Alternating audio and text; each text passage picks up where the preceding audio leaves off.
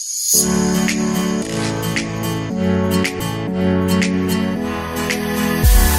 CEPA et Betty Banamuka Congo, Banamuka poète émission Balobeli Bali, Topesibino Matondi poète Bozali Baïke, pour la émission de Bisso Balobeli. L'émission Balobeli, tu as poète tout le Masolo Congo, poète Bisso, Tolula la Bisso Congo, Tolina la Bisso Congo, pour Nabenga Congo, et Kolonde Moko, Kolonza Komba, Apesta Bisso Banamuka Congo, Topesibino Mote, Isika, Bozali, Nabandako, Nabino. Un grand merci.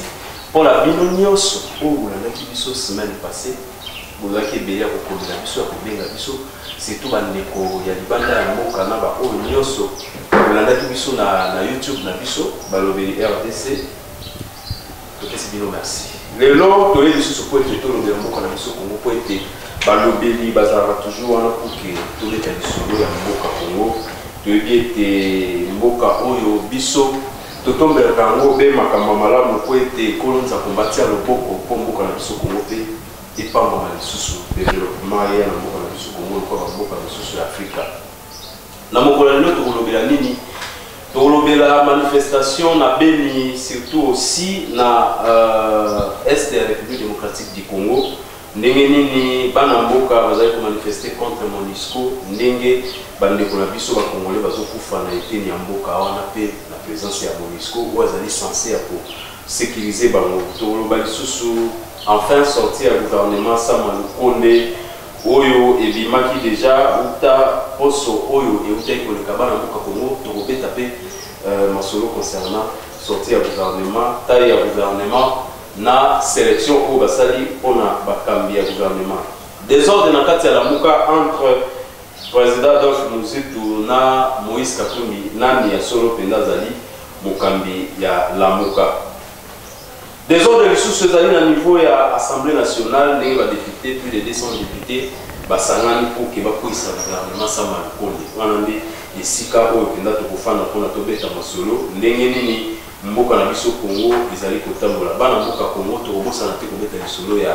destitution ya Nero Mbongo ndenge babeti lipapo na niveau ya vice gouverneur ya Kinshasa tofungola débat na biso elongo na balobeli nyonso oyo tosangani na mokolo lelo po tobeta totonga Congo na nsima ya caméra toza toujours na réalisation ya l'homme à la taille de Thomas Kofi Yoshi Yusilao bana mboka Congo un grand merci na évangéliste Roger Baka pour le soutien. Merci beaucoup. Tu as mis pour la bino, moi, David Bitunga, Ouazali combattant, président du Parlement de Bouya, Motel Fikini, Dina et Pétou Koubeta Masolo, moi, David Bitunga, Mbote ndekodadi nazana esengo makasi na ndenge ondimisu ko bengi sanga lisusu lelo na émission na yo pamba te eza émission na sepela nango pourquoi parce que yambara mingi bilenge parce que faut baki avenir ya mboka na biso ezali na maboko na biso bilenge et yango monaka na senga keke eza malamu biso to critiquer mais ceux qui peut tozali ko proposer ezali malamu mingi pe na profiter pe ko pesa mbote na ba ko débatteur na ngai et puis ko pesa pe mbote na ba oyo bandemi ko disposer tana bango poete baluka bayeba maeni nezali koleka na mboka na biso par rapport na ba sujet d'actualité je crois que kaka na plateau awa ndenyo surtout ekolobama. Merci beaucoup tozali susu na mona mboka Claude Ngoma oazali communicateur ya la muka pe cadre ya nouvel élan ya président Adolphe Muzitu le monde que tu veux solo mbote mona mboka mbote mingi ndeko na ngai journaliste na nzela na yo ya bosolo ya masolo ya politique na yeli sous en tout cas ko pesela état ya santé ya mboka na biso ndenge ezaleli mboka ko bela bana mboka lelo na kotalisa bino eteni na eteni ya mboka ndenge beli na yango bozali belé bozapete bolandaka émission mingi bolandaka biso baye oyo bino botia pona toyaka kopesela bino na o etali santé ekolo ya mboka na biso Congo donc na pesi bino bambote mingi et na profiter pe ya kopesa bambote na ba co-débatteur na nga bazali. Merci beaucoup. Tozali susu na mona mboka Mermi Mukinisa o ezali cadre ya mouvement citoyen réveillé et relevé pour mona mboka Mermi mbote. Pesio matondo ndeko dali et puis na pesi mbote na Yaya Roger Baka ndenge azo réaliser babikamo na kati ya Congo na PCOP longonya makasi na émission balobeli toyele le ko débattre na sujet du jour où yo préparer kitoko makasi na PCP ba co-débatteur na ngaya le lombote et puis na PCP mbote na bande ko nyonso ya mouvement éveillez relevez-vous na apport na bango na soutien na bango basali pour être na ko quand même ko ya lelo na émission na PCP mbote makasi.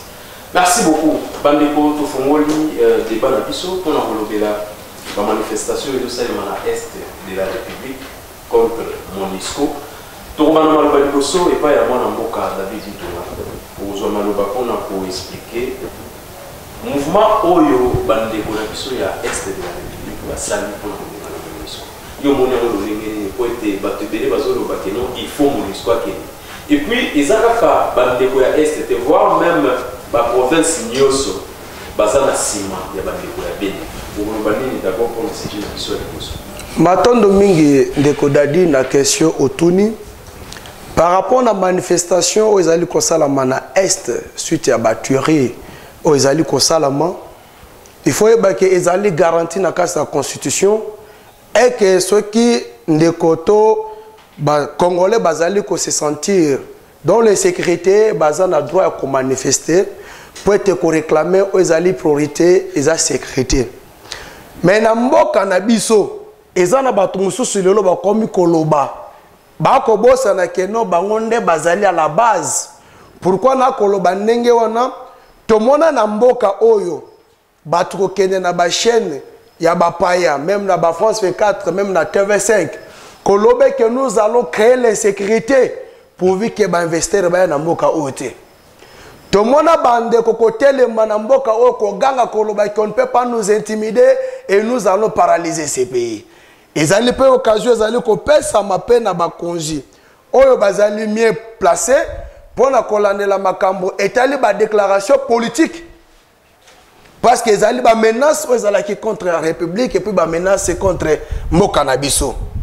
Yami bale ndeko dadi ko manifester ezali malamu. Mais eloko nga na koki ko condamner na suite à manifestation bande ko na biso basali bango balobi ke bazali ko manifester contre présence ya MONUSCO mais ils ont allé plus loin ya copier. Est-ce que copier wana ba piller banda ko MONUSCO ba ke plus loin ba incendier ba maison. Est-ce que ba maison ba incendier wana ezali ba MONUSCO au monde ke biso moko ba congolais tozali ko luka quelque chose est son contraire. Manifester ce bien que vous allez déclarer droit na bino. Mais tant que vous allez déclarer parce que vous allez bomandeko. Mais yo moko vous allez profiter du sous okende oyiba, okende ozikisa.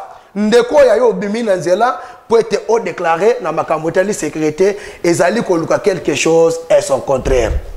Ndeko na ngai makambo tali insécurité na est ezali makambo bandi le loté. Tout le monde même Mobutu kopé sa déclaration kolobé que s'il faut même signer pacte avec le diable à Kosala Yango pour être Congo izala uni pour indivisible. Président Félix Aïe a lobby que pour mettre sa tête ne fait que qui met ça ni ingala na est. Mais yango zali comme na utilité au biso tozali ko senga. Parce que même à ta général maya lobby que ceux qui ont moni et tombé zali ko silate c'est que mongo na zali ko bundisa biso azana bato bazali ko représenter na carte na biso lelo soko ke na armée okokuta bilongia bapaya bazali belé o toujours bazali ko diriger bana mboka soko ke bisika nyonso ko kuta bango. C'est pourquoi nazali ko pesa merci mingi na président Félix na ndenga zoki likanisi ya kosala école pourvu que toi baba nano bazali le mieux placé ya ko bundela école na biso. Comme preuve na ko kende musikate makambu oyo pona chité makambu zali ko sama esitomona ki kolut na biso pa ya assemblée nationale moso kolobeke ezali na ba député notable ga est o bazali responsable ya ko contribuer na makambu zali ko sama na est. Suite à cette déclaration, tous allez kolinga tout le monde que justice et ça la moussale et puis bah député on va répondre devant bah responsabilité na bango et puis il y a eu bah répondre à kochité nazali pe ko pesa merci mingi na 520 gigaja makabu na kabun au wapi na carte assemblée nationale bah tie commission pour na ko identifier batouana parce que depuis l'Assemblée nationale de Salama bah tigala jamais ko tia commission pour ete baluka ba statuer comment ko mettre fin na makambo ezali ko salama na est makambo ezali ko salama na est o bazali ko kufa baza bandeko na ngai baza makila na ngai na koki ko linga te ke ba continuer ko kufa esengeli ke biso moko to prendre conscience que o biso tozali ko luka tozala biso moko bato ya liboso ya kotelemela yango te. Merci beaucoup.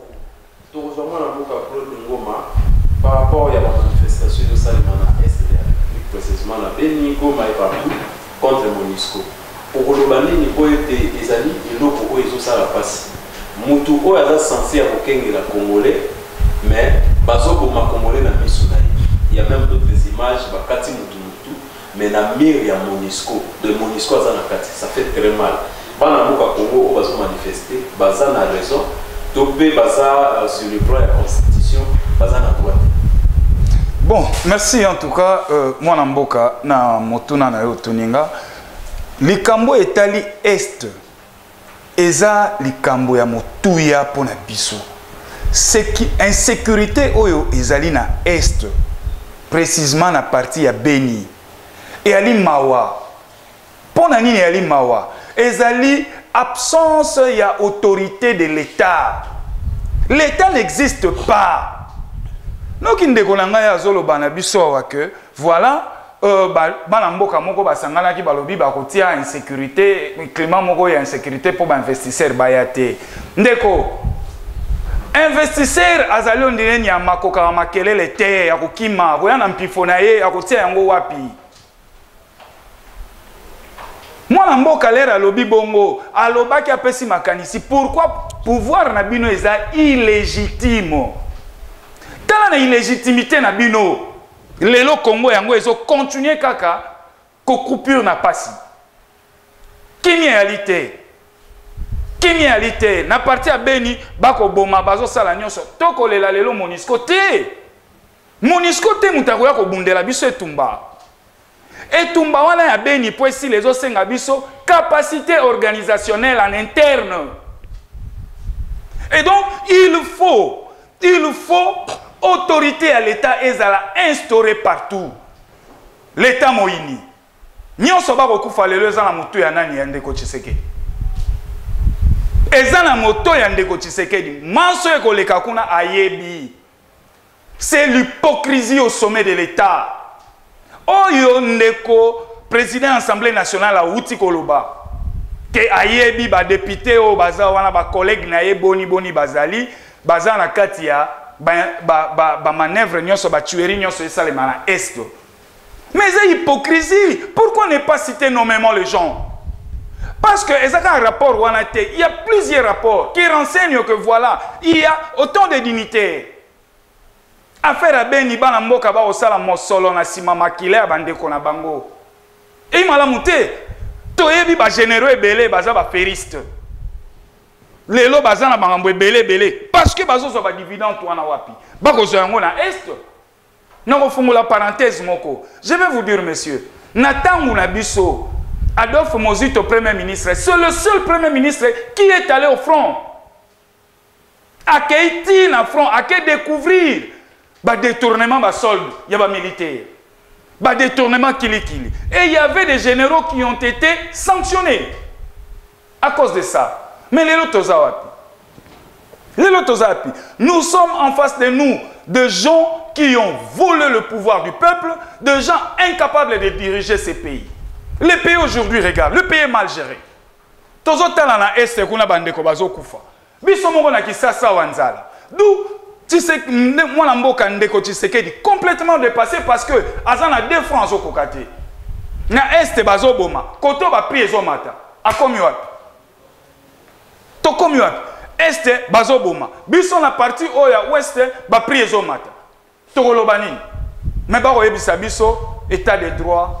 Bako ebisa biso gratuité et autres. Te pona likambo etali Beni et sengel na biso nyonso to telema.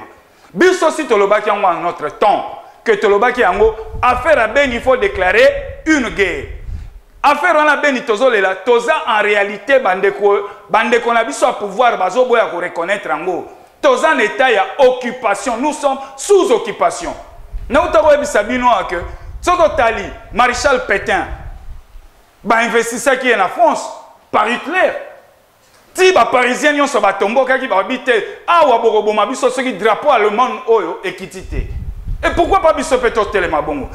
Coup de chapeau na ba mapinga na biso pour na silisanga chuter, mapinga na biso ba robunda, bec anglais na ba moyen difficile, ba moyen de bord parce que l'état za na mbongo te. Soko tali budget na biso okolela ndeko na ngai, bati boni na armée, soto bito lo baba web biso secret d'état. Secret d'État à l'ité pour Balamboka Barobunda. To sengi na ndeko Tshisekedi déclarer biso guerre. Ba pays wana nyonso mike to yebi yango Rwanda, Ouganda, Burundi. Ce sont des pays, des petits pays.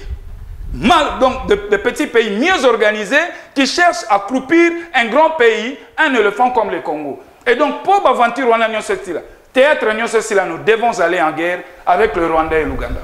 Merci beaucoup. Moi Namuka Merbi Kinisa. Au par rapport à la manifestation de Beni, à l'époque, Bino Oubandé Bobimana Balabala, Bino Rébé, Oubandé Bobimana Balabala contre le pouvoir de Kabila. Vous voyez que c'est Kabila, Ndemutaza à la base, il y a guerre, il y a Est.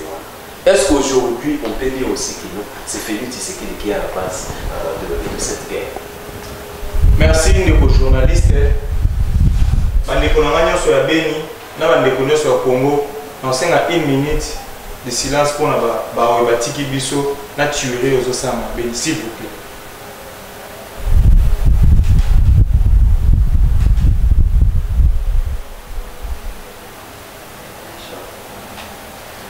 Merci Ndeko. Les loyo tu pour fongo la sujet moko c'est très important pour une sabato. Et puis on a fait un message. Baloba na le poto soki omoni moi la sauce à vimbi na nzungu c'est que maman na yaza na se bino ba ebozo luka bo taquer ba cadre là ba combattant relevez-vous attendez tout tikate la lutte va continuer les loto ce que mon na chair na la tie figia pour la massacre accentué auto lobelaki toujours na Beni toujours lobelaki comme oh les autres bande ko bazo kufa banyama nde bazo kufa te les bande ko na biso ba kongola na kile zo tanga na Beni. Ndeko nanga utikoloba ba pied batika MONUSCO mais nga oyebisa ndeko nanga za pembe et puis naïf ça va battre biso toza relevez-vous toujours défendre toujours l'intérêt de la population aussi longtemps la population a la souffrance relevez-vous et qu'on défendre toujours l'intérêt de la population. MONUSCO l'autre fois avant que ce total bilan MONUSCO a déjà détourné plus de 1 milliard de dollars en Mboka. MONUSCO a appelé ça commerce na yeba moté na est kuna MONUSCO bakangaka mutuka na bango à l'époque sur la raisonné et koko za 2018 mutuka bakangaka na est je crois na Beni ba mona ba kasia masanga na kati na ba uranium na kati na coltan et l'un des bases services que MONUSCO a un problème majeur, c'est lui qui facilite. Comment va pour que mon peuple comment il pense à mur à MONUSCO puis nous va observer que non MONUSCO va tirer MONUSCO va partir. Et là, on est à la carte de Mboka, Congo, Banda. Est-ce que kuna place bande qu'on a vu sur bazo kufa? Est-ce que tu es kimia? Tu es kimia sur mon quête. MONUSCO, azan est là pour ça na Mboka ote. Il faut attendre. Peuple congolais a décidé MONUSCO attendre. Même dans le bilan constitutionnel, tout ça va marcher à tant que nous avons temps pour la bien. Mais pourquoi la miango ya époque marche comme un problème? Je me demande pourquoi moi j'ai commis problème? Non, population dans la droit, il y a ma vidéo mais sous la qui moi au condimenter massacre avec ma manchette. Pour l'acheter dans le bac, ma maison les canabés n'engon de Colombie, de Colanga. Tant que dans le plateau, tout le bac, il faut quand même un kilo. Mais on va voir on va faire le la TVT. Fallu le on va voir c'est sur la TVA, fallu le pénal de Vandi, na nengi a des biso relevez-vous. Fallu leur expliquer peuple congolais. Na musique, va expliquer les choses vérité désolé. Bah aventure ça la manette de niveau y a la muka. Ce sont des aventures graves. Natala ba politicien lelo nani o na sujet au tangi politicien mo ba initiative ya botinda ta d'arrêt alimentaire na Beni. Qui politicien s'est mobilisé le ba que non paix à Beni. Mais ngana kisolo ko moko. O yebi ke musique asinaka décret bon le foot ba M23. Est-ce que peuple congolais va bien. Musique a signé un décret à l'époque Vital Kamerhe a qui président de l'Assemblée nationale. Il y a payé à 1,23 mais mentionné les cas. Est-ce que vous voyez bien? Muzito a la base de détournement à plus de 4 milliards. Oh, à ton immeuble na Sosima. Oh, à ton immeuble na Sosima, tu vas les tellement. Est-ce que l'époque, puis on doit combattre le pouvoir? On a tout là. Celui qui est la TV, il faut tout tirer un discours mensongère, il y a parti pris. Pour le peuple congolais, tu sais quoi se retrouver. Donc, tout le monde a été quitté, tout le monde a été à solo. Il faut tout le monde a été à solo. Bisson a réveillé et relevé vous tous déclaré à un moment pas un Congo sans béni. Tous ces autorités, ma parachutiste est au balai, ma soldat à Bissot, s'il vous plaît, Ndeko Papa Félix Tshisekedi, réveillez, relevez-vous et Sengi, pour instaurer un système militaire, un système stratégique. Tu as pensé à la guerre, mais qu'il est trop discours, on a pensé à la montée. Nous voulons seulement la paix à Béni. Territoire ambitieux comme Kenya, population à l'aise, Mututu a circulé, Mututu a se bagarre dans l'occupation. Pour ce depuis contre la guerre, tout ça la guerre trop depuis 1960, tous ont réglé côté. S'il vous plaît, tous ont pensé à la paix à Béni. Il y a un Merci beaucoup. Oui, merci. Na rencontré des Ronanga Mwambango. C'est Yonde Mutoza. Non. C'est pas vous qui faites la police du débat. Non. C'est pas vous qui faites orientation, non, s'il vous plaît, Ndeko Claude. Orientation, non, s'il vous plaît, Ndeko Dadi. Yonde Mutoza, la police du débat. Non, Ndeko Nangai. Vous se débaissez pas. Merci beaucoup. Vous savez, vous savez, tant que vous avez un plateau na Bissoawa, à un moment donné, il faut tous en éthique, na morale. Vous êtes de jeunes. Ne venez pas sur ce plateau ici faire des allégations au lobby, au cause de la surprise, même devant la justice pour dénonciation calomnieuse et puis c'est pas bien. Quand vous dénoncez ici les chiffres que Mozito voilà. À son temps, il a détourné près de 4 milliards. Mais, mon cher, ça c'est grave, je vous dis. Ça c'est grave, je vous dis. Pendant que Mozito était ici, Premier ministre, monsieur, pendant que Mozito était ici, Premier ministre, vous savez qu'est-ce qu'il a fait? Il a fait quoi? Il a vendu nos minéraux. Les maisons que vous citez ici, j'arrive. Le maison, Bandako Oyo Yozo Tanga ya Mozito. Bandako Boro Tanga ya Mozito. Nazo comprendre Bino. Nazo comprendre Bino. Oh là là, oh là là. Prochainement, vous avez un média. On nous a fait à l'avance. Parce que je voudrais vous dire ici clairement. Jekoko a été devant le la cour, incapable. Il y a tali vraiment quoi yandaku, oh yezo ko appartenir Nadolphe Mozito. Et je vais vous demander, mais si vous êtes encore de jeunes, à un moment donné il faut prendre, il faut apprendre. Tango zo lo bandako oyo bandako oyo boy. Les lois à l'État congolais, oh yezo la kisakenda ko ezayo ezali titre en ezani ni certificat parcellaire. J'ai quoi les cas on a ba TV bangonyo ba bomoneska la kisanda kwango bomoneska alors les réseaux bananga lisola 4 milliards mais eza mawa e mawa ndeko tika pena loba tika na loba zela na zoya na silisa na chité te na chité nazo regretter na yete poto sa débat ya individu na yete poto sa la débat ya ba individu to eto sa la débat d'idée pays ezo kobela to kenda te na ba sentiment to sa la débat d'idée débat objectif. Alors pour la sujet ya Beni na tchama ba muke parce que on a quitté planchon na mususu. Alors na Beni nazo regretter président Bosso a relevé que bah détourneur et comment je vais dire bah détourneur encore bah député Ebele baza versé cité na affaire ya Beni. Mais je vais vous dire Lelo Oyazali présidente ya commission sécurité et paix et Alinan et ali madame Jeannette Kabila et ali madame Jeannette Kabila et donc l'air bango bazo linga bati ya na place wana commission mususu kité kenda. Mais bazan na ba rapport près de 6 rapports na mesa na bango non exploité. Kabila revient encore lorsqu'il est parti. Non exploité. Voyez-vous? Et donc c'est une question au Ngalelo Nazolo Bango ici, c'est une question. capitale, c'est une question fondamentale. Tous, opposition, société civile, résistance, tous, quand ça touche à Béni, tous nous devons voir dans un instant. Ok. Merci beaucoup. Ndeko, yo quitté, pardon, yo quitté na bouteille zo sikina réseaux sociaux que Ndeko Muzitu. Ngai na société civile. C'est Mohamed quoi. C'est grave. So qui va kanga peuple nyonso. Il faut continuer à intimider ba. So qui muto zo lo ba point aux très capital, nous intimider que non juger Congo. Nous défendons l'intérêt et l'intégrité du peuple congolais. S'il y a un problème, on doit dénigrer et on doit parler à haute voix. Vous pouvez pas nous intimider la justice. Si on met le photographe avec la justice. Aussi, c'est une nouvelle génération Zoya. Merci beaucoup Ndeko Dadi. Ezo sala nga pasi pe mawa. Tango nazali komona naza face ya Ndeko Claude. Azo linga pesa biso leçon au moment que yemo waza na leçon ko apprendre bisote. Tango tozali ko beta lisolo ya est. Tozali ko loba pona bandeko na biso bazo kokufa.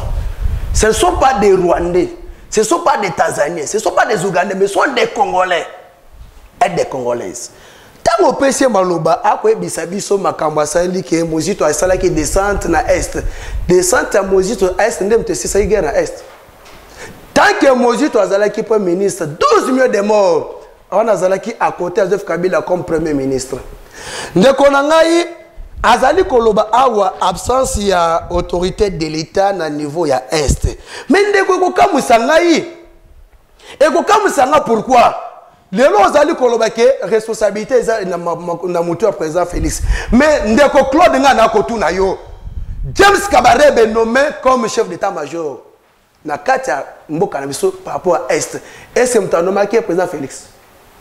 Bosco Tangando azali lelo condamné 30 ans na CPI. Toujours dans Makambwa Est. Est-ce que c'est le président Félix Mtonoma qui est? Mais Wana Mozito Azali, premier ministre Joseph Kabila. Ne faut pas tromper l'opinion. Ozali Kobenga Biso Bajen, oui, bien sûr. Je suis surpris que le parti politique soit sécurisé comme une résistance. Eh bien, on te met pas naïm. Ozali Kobenga Kambotali légitimité. Mais on n'a plus le temps de parler à ce qui concerne les élections. Le président Félix a été proclamé par la CENI, investi par la Cour constitutionnelle. Et puis, Ndeko Fayoulou a été devant la Cour constitutionnelle pour la Colombie, c'était lui le gagnant. Par preuve, par manque de preuve, à Koyaki. Aye ko bimisele biso ba papier ba mamba zo tega nguba na mikate o eza ba preuve ya banini. Au moment que je pense que na CG wana olobeli makambo la muka toko décortiquer yango parce que CG za kuna na kati. C'est par là que les Congolais vont comprendre que nous bozana leso mokote obino bokoki ko expliquer na peuple congolais. Ndeko ngana ko expliquer le komoko lelo zali ko bete le solo que peuple azali ko souffrir. De quel peuple vous parlez? Au moment que ndeko dadi tika makambo exemple c'est même pour prendre émission to belere que makambo sécuritaire est to lo belango. Ndeko tango Mozito banda kotamo na Paul Kagame na tapis rouge wana bo déclarer que guerre était na Rwanda. Vous voulez tromper qui? Et les images sont là. Alors totika na ba discours moko bozali koya nango aw. En plus auto pesa ba illustration wa lobi ke bezana ba général baza ba feriste.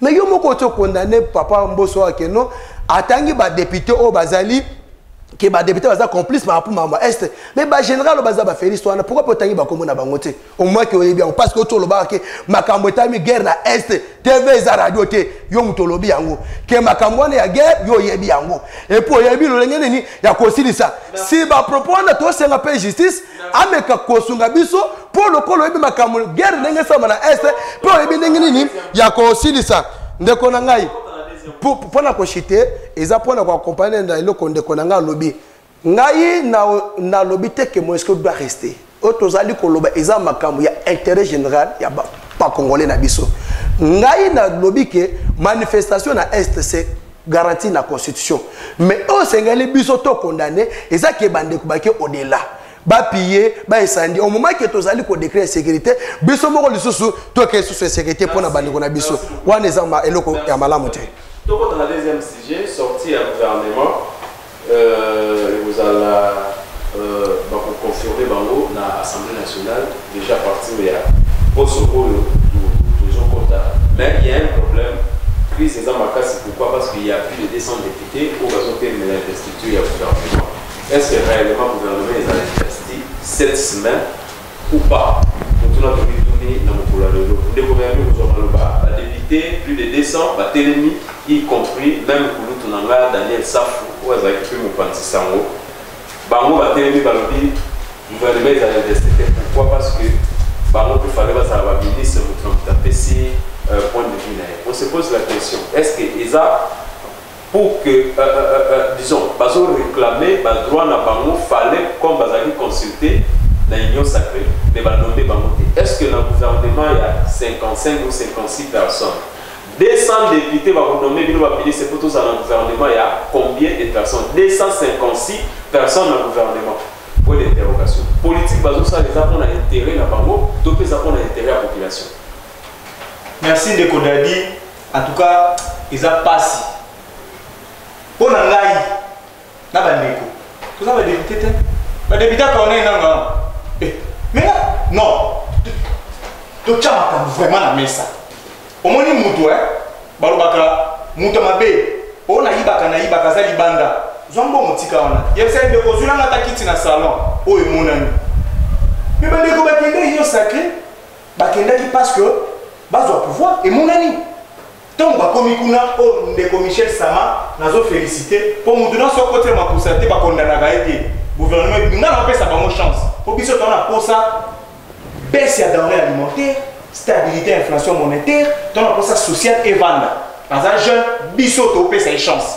Parce que dans le gouvernement, tout le monde dit que non, les jeunes, on a sa chance. Mais l'autre côté, les amis, papa, monsieur le député, s'il vous plaît, Daniel Saf, Steve, nous avons un Congo la bino. Parce que tout le monde qui sont dans le réveil, relevez-vous, qui est derrière moi.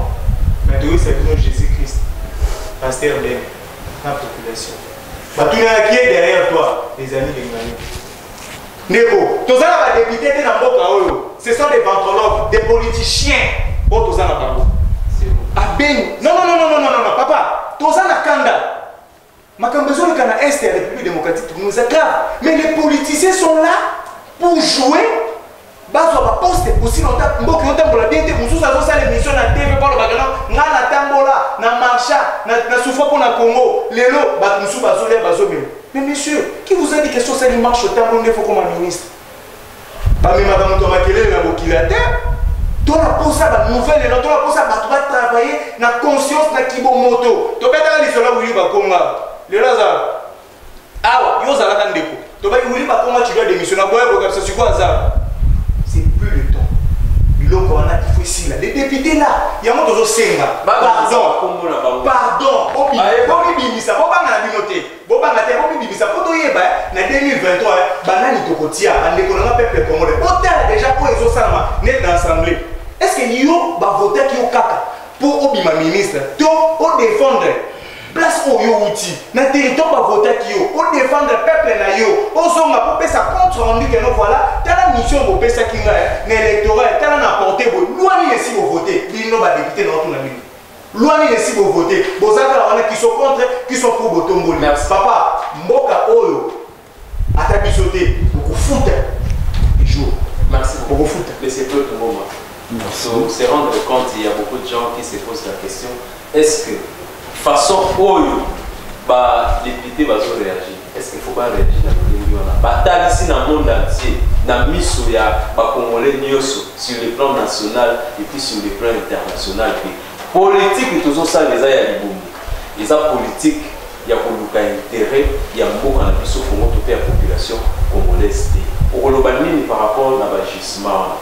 Est-ce que taille ya gouvernement vraiment bango nyoso ba Safu ba Eliezer ba Steve Mikai bango nyoso ba papa Molé lelo akomi contre gouvernement Samuel Koni alors qu'il avait l'air soutenir. Pourquoi? Parce que les ministres étaient bien. Merci. Avant de rencontrer question nayo, j'aimerais un peu nakuta nanande konanga. David a évoqué chiffre awa, il y a 12 millions de morts natifs, il y a gestion, il y a Muzito sous régime Kabila. OK? Mais il a évoqué 12 millions, atteint 12 millions, mais les lots à Bossano-Sala, les lots est commis combien? Ceux qui n'attendent, ils ont 12 millions, les lots ont commis combien de morts? Combien de millions de morts? Et donc, nous allons comprendre que je suis en face, il y a bateau, nous maîtriser dompté. J'arrive. Nous allons brosser tableau, moi, je coussé. Pour notre opinion, on va comprendre qui est Mozito. Mozito est entré au pouvoir, Premier ministre. Avant même qu'il soit comme Premier ministre, il a été d'abord dans San City. San City a été député. Député a commis ministre à budget. Ministre à budget a été comme Premier ministre. Comme a commis Premier ministre, à Salinini, a écouté Mbongo na biso na combien? Dollars ezalaki na 920. A écouté budget, il y a 850 000. A ramené yango. Il y a 3 milliards 500 millions. Oh, les ali budget de Gotiseke Diazo salaire. Ozomon, na réserve a tiki 1 milliard 500, a coûté 650 millions. Na réserve. OK? A Longwe akei, a Salinini. Nyongo tozaki nango ya Banque mondiale, il y a 14 milliards. Mozito en son temps a serré ceinture, a foutu à 500 millions, jusqu'à ce que tu aies atteindre point d'achèvement. 500 millions. Par mois, pas par mois. Papa, s'il vous plaît. Oh là là, protège-moi, protège-moi. Protège-moi. Protège-moi. Protège-moi. Oh là là, je suis dessus. Je suis très dessus. Mais pourquoi le mois? Oh là là. Continuez, mais c'est cool. Continuez, mais c'est cool. Alors, il a payé une dette à la hauteur de 10 milliards. 14 milliards et 4 milliards et Tikali, Banque mondiale a été parmi les bons élèves. Babi, oh, et Tikali, les 500 millions, Botia Kango pour l'investissement à Bino. Qu'est-ce que Mozito avait fait? Salaire à professeur iranien à $650, a ramené salaire à professeur de 650 à 1500. What? Azui. Non, pièce contre pièce. Wapi. L'institution nini na université nini. Non, on a dit. Na université nini et institution nini.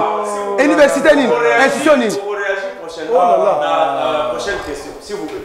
Continuez, mais s'il vous plaît. J'évolue. À quel magistrat? À Tombolo, le magistrat, il a $2000. Le fonctionnaire à l'État, salaire na bango et bongaki. Beta Lisolo et Adolphe Mozito et pas un fonctionnaire à l'État au Goyo Kakot Naï. Donc Mozito, c'est un des dignitaires, il faut te respecter en termes de gestion. Okay, alors j'arrive maintenant dans le État du gouvernement. Nous comprendre que au PC bande comme aloba bango batu bazana union sacrée bango batu ba soutenir le pouvoir en place par rapport il y a par rapport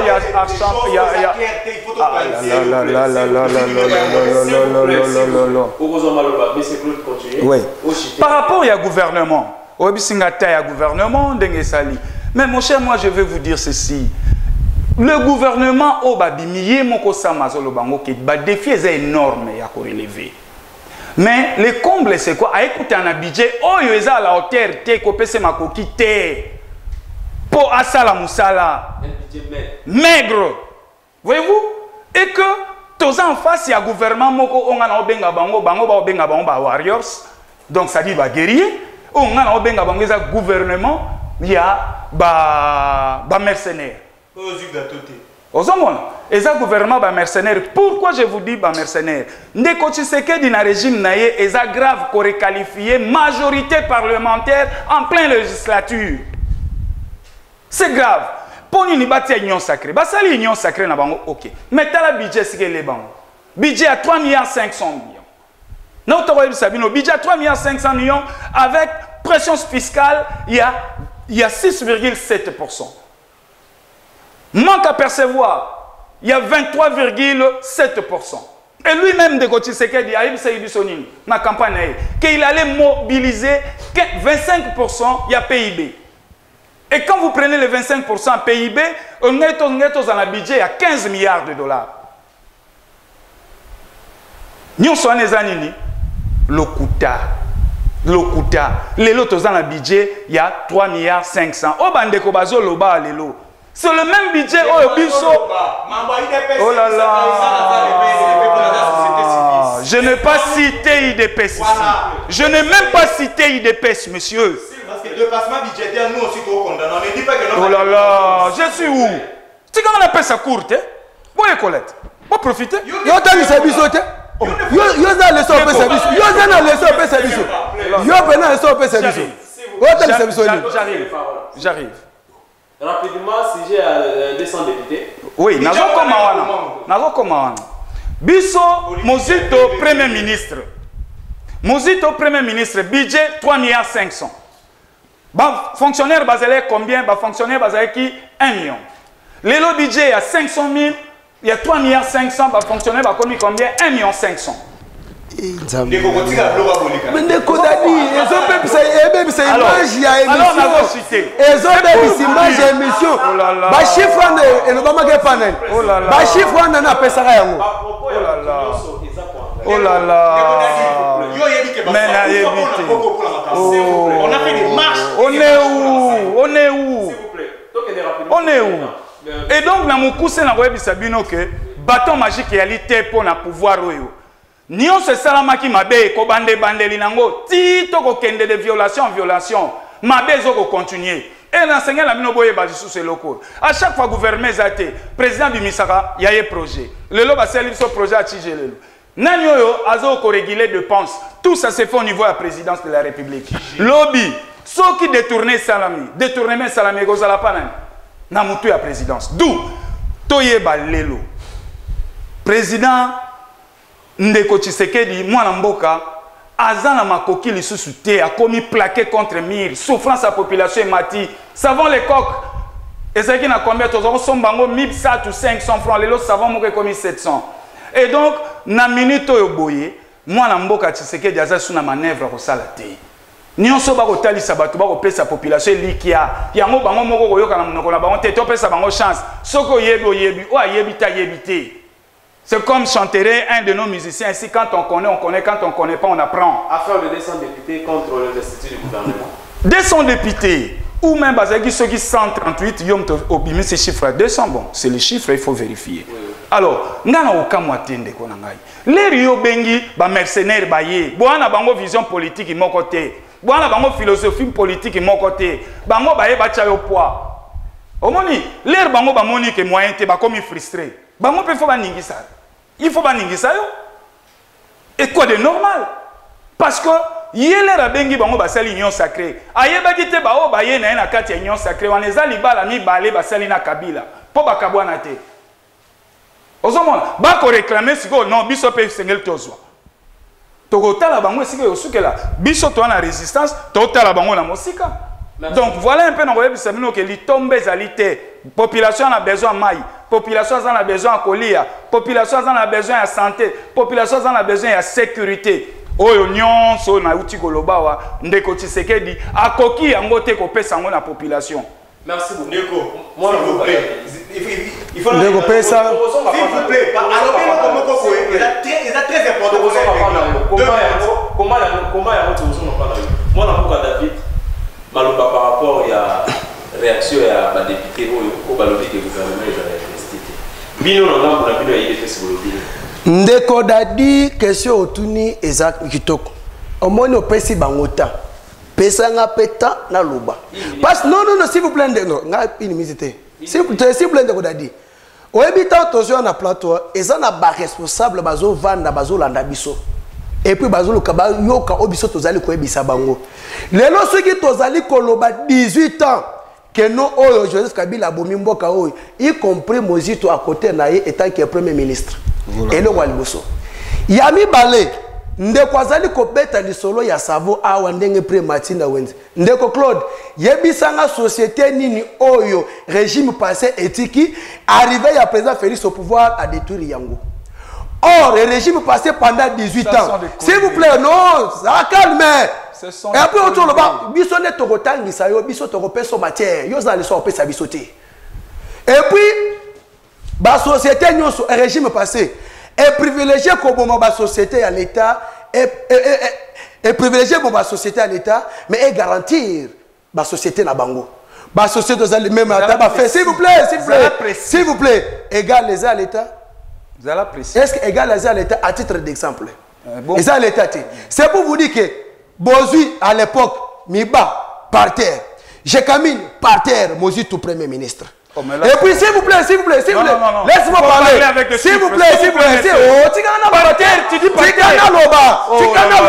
tu as décortiqué yo. En plus de ça, oti koloba likambo ya ba chiffres awa yango ozoko intimider nani epozali ko intoxiquer nani ici vous parlez des chiffres ozo makambo ya ba 3 millions tout consort mais soki ke mozito asima qui responsabilité madame étant que ministre mais une fois que le président Félix a accédé dans la magistrature suprême combien de magistrats va salir ba grève ba société belé ya l'état ba grève ba marche ndenge na ndenge oh non non s'il vous plaît ndeko ne confondez pas c'est bon oh tika ndeko tika na lobate tika na loba ozali ko ba makambo tali social yebisanga non mozito premier ministre et là on est qui concernant le logement ya peuple congolais garantie anda kozala combien tawa mozito c'est la note tout le makambo social olobi yango social les a combien c'est pour vous dire que non et non monsieur pour la rejeter a condamner makambo tali requalification ya majorité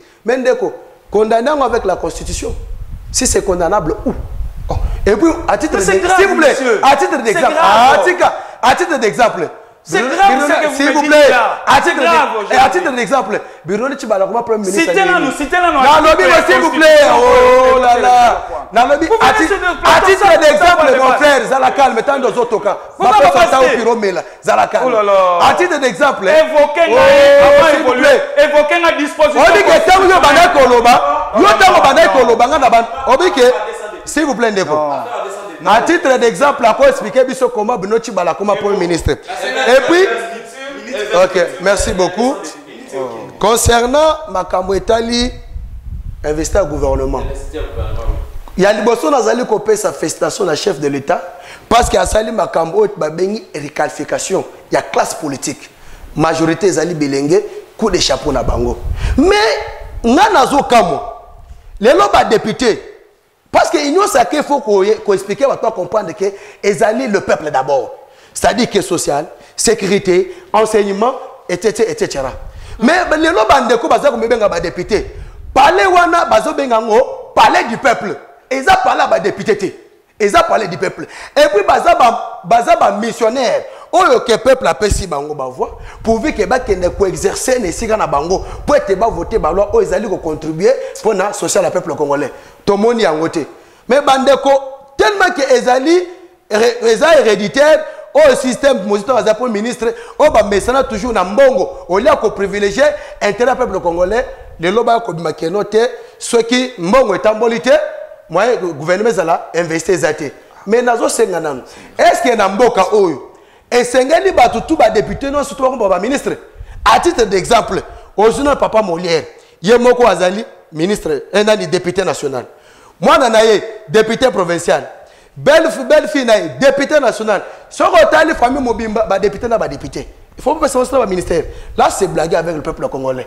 yangonga na koloba boye ba ministre obino bobimi tala le peuple congolais nenga zali ko buna poete gouvernement ezala investi en particulier na zali ko beta sete na ba oya IDPS une fois investi na cabinet boko mako cha bande ko na bino mais tant bakobi tant peuple congolais kobima et puis en particularité ba combattant de l'IDPS tout le monde ba membre de la famille na binoté mokolo ya ko investir gouvernement biso peuple tokoya en particulier ba combattant de l'IDPS tokoya ba nani mokonzia nani mokolo ndakwan journaliste benda opération combattant de l'IDPS opération peuple congolais somba kadena mokolo investir tozali kwa na kadena oyo bakoboy ke mboka na biso kende liboso ke babo ko investir gouvernement biso moko bakolo parler du peuple tokozwa kadena tokangi api na parler du peuple na ko pese exemple moko Mzee Laurent Désiré Tango Botakiao atavaki na gouvernement atravaki na ba député il avait les secrétaires généraux alors comme preuve muta ko intimider biso azate député moko ta ko intimider biso na carte assemblée nationale une fois que baboy que gouvernement investi biso moko peuple congolais to se prendre en charge et puis biso combattre de l'IDPS to se prendre en charge pour la côté c'est que nous parler wana et ça parler na biso comme dernier virage dissolution assemblée nationale. Merci. 30 secondes. Ndeko botika obimisa papa tata mokonzi ekolo na eloko azana. Elonga moi j'étais ici l'autre fois. Ba essayanga mutaide ya la muka. Ngaza mutala mukati. Botika obimisa tata mokonzi ekolo eloko azana. Bokendo kala kuneta kibaki. Peuple congolais, ils ont parlé du peuple. Tu m'as posé une question, je te réponds. Parlez du peuple. Pour votre information, le peuple congolais est composé de plusieurs partis politiques. Beaucoup d'entre en otage. Et là, d'abord, ça les aggrave. UDPS, Oluka, votre travail, vous n'avez même pas. Vous avez gâché et belé. Aujourd'hui, tu es sujet de DPS, tu es le massacre à Béni. L'isolo même, tout cela qui n'a les amis d'Engalé, maintenant, tout ça les marche. Bisous, d'autres choses, ça marche dernièrement. Il faut éviter. Papa, vous êtes au pouvoir. Vous êtes au pouvoir, vous n'êtes plus des opposants. Papa, Nani, Mouzito plutôt. Nouvelle est là. Peuple congolais, tu limbisa Mouzito. Tu limbisa ye na maïnyoso à Congo. On lui a pardonné. C'est grave. Limbisa ye, a travaillé dans la mouka, à se racheter. Oya kate pour la koyebisa, otimo la pota, o eza la katiamité ma peuple congolais. Pour ceux qui les autres mais c'est tika koloba ba connerie tika bakoyebisa yo papa on travaille pour que le peuple congolais a sa solution. Parce que jusqu'à présent biso tous les femmes de terrain peuple jusqu'à là la population s'est retrouvée. Merci. Gouvernement travaille Nisaléa, tous ont pris une chance. Biso réveillé. Merci beaucoup. Donc avant dernière c'est un peu ça parce que le ministre de la commune Souka affaire la Mouka Adolphe Mouzito basali échange na président Martin Fayulu. De l'autre côté aussi Moïse Katumbi il est présidentiel à la Mouka. Point d'interrogation de éviter qui dirige la Mouka jusqu'à là. Est-ce que réellement la Mouka est coquille aussi pour continuer? Pourquoi? Parce qu'ils ont une plateforme électorale. Est-ce que il faut continuer pour doper entre Bango, Moïse Katumbi ou soit président Adolphe Mouzito? Pourquoi pas aussi la plateforme de la Combo Missous? Bazoé la carte à la Mouka, pourquoi? Point d'interrogation. Il faut d'abord parole. Merci beaucoup Ndeko Dadi. La question tournée concernant la Mouka, mais avant de répondre, Nazo Mekakozong Samaloba Mouké, oui. Ndeko Nangai, bien sûr, autour de DPS, c'est ali partout au pouvoir. Vision, ton slogan, ils le peuple d'abord. Et ça, le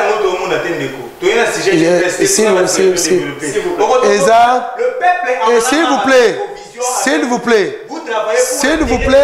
vous plaît, Tango Lobaki, s'il vous plaît, Tango Lobaki, Ndeko. Tango Lobaki, c'est Zélandeko, Zala calme. Tango Lobaki n'a pas ça que Matoui. Pendant l'action que partenaire Bisso règne la démocratie. Et l'Union Lobate que ceux qui tozali fait appartenir à parti au pouvoir et que ça n'a bilo comme ils ont salama au détriment du peuple congolais. To bête la ngoma boko parce que toza parti au pouvoir. Et négatif. Yami Balé. Il y a une institution mieux placée pour prouver violation de la constitution. Et il y a une institution. Ndeko komela ma pioté. Il y a ndengo utiko luba. À titre d'exemple, tozaki na coalition FCC Cash. Bato ba se déclarer bato aliposo pour mettre fin ya coalition FCC Cash ezali biso ya UDPS. En termes de parti politique. Merci beaucoup. Maintenant, mais s'il vous plaît, Fatih n'a que 200. C'est contrairement avec des gens qui ont condamné Mouzito. S'il vous plaît, qui ont condamné Mouzito dans mes gestions Yonangaï. C'est-à-dire que 18, tout ça la comparaison entre 18 ans et 2 ans. Nous sommes les peuple congolais au-dessus de tout. Et puis intérêt à peuple congolais. Il y a président Félix.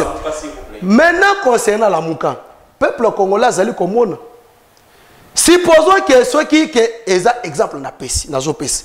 Supposons que ceux qui Madini Martin Azaki président de la République, bota la mboka na biso ngaki za la diriger par rapport à l'accord à la Mouka. Or, toyebisa kabino que la Mouka existera sous souté. À titre d'exemple, tout le monde Martin Fayulu qui organisé marche out. Et combien de temps na soukate même pas une bandélité. Au lieu que a privilégié l'intérêt du peuple congolais, a commis que Senga déclaré, a déclaré Bapine naïe.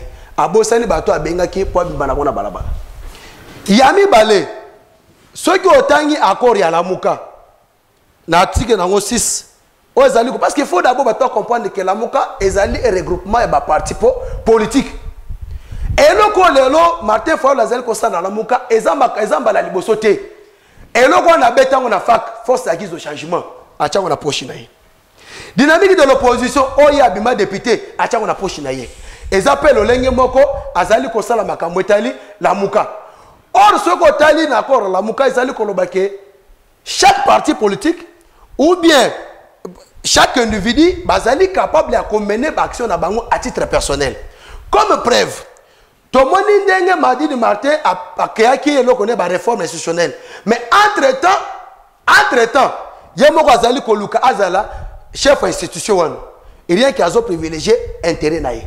Donc dans la Mouka on ne vise pas les intérêts du peuple congolais, on vise les intérêts personnels. Bien, et puis pour n'achiter et razo pe sa ba document wana comme preuve biso tout Holandaki de vos kitoko na fasi kalomu que na document ya ba réforme institutionnelle ezali na des documents ya liboso oza na tête ya la Mouka na signature ya Madidi Martin mais ozo koti sabisika no sur le plan diplomatique ezalika kana tête Martin Fayulu moko na signature na ye donc il ko beta ki na fac force acquise au changement makambo beti na dynamique de l'opposition yango pas so nga beta na lamuka au moment que ndeko nanga na zo informer yo Madidi Martin mettre fois qu'on go kutana président Félix dans la ndenga butu mais fati tango Moïse Katumbi alobi ke oya gagné l'élection c'est président Félix. S'il faut que toi qui ne t'okutana na ye, toi qui ne t'okutana na ye, toi qui ne biso nyonso, t'okutana na moi pourvu que toi tu makambo etali intérêt peuple congolais na mesa. Madidi Martin Lobagini, honorable député, alobi ke Moïse Katumbi a remis ça la politique ya mbongo. Mais on n'est pas oublié, que non Madidi Martin nande komozitu baza ba député. Est-ce que c'est un bango qui ne va proposer la loi et l'Assemblée nationale? Mais chaque fin du mois, basali ko mbongo, mais basali ko proposer rien n'est sûr ba pesi bango comme institution pour être défendre l'intérêt du peuple congolais.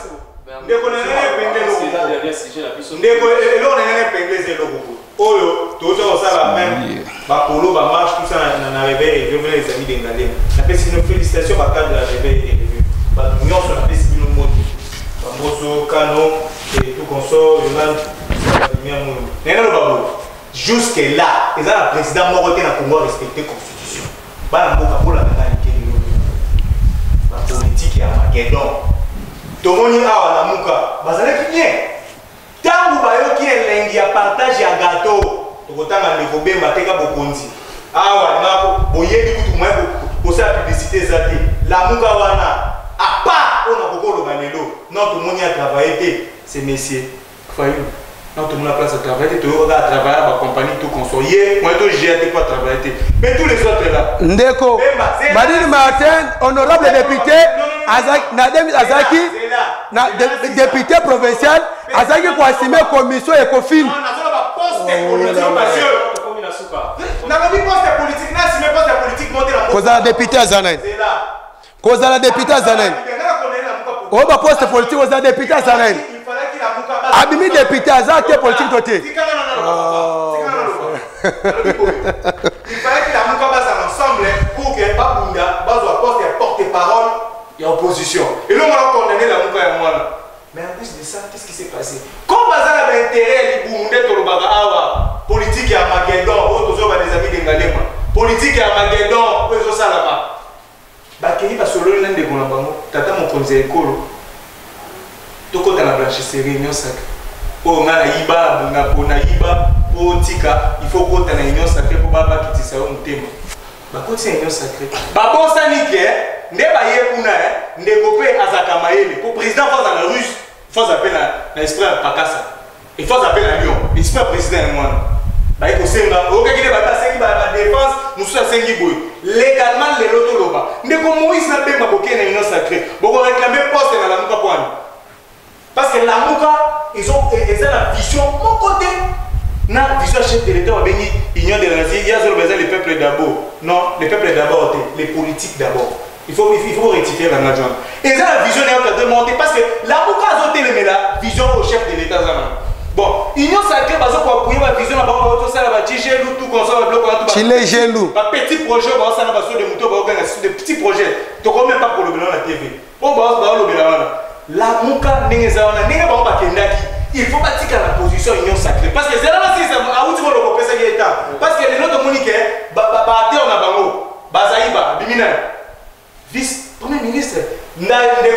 il y a ensemble. Mais comment voulez-vous dire que Bwana Lamuka? Ah, c'est que c'est une mission.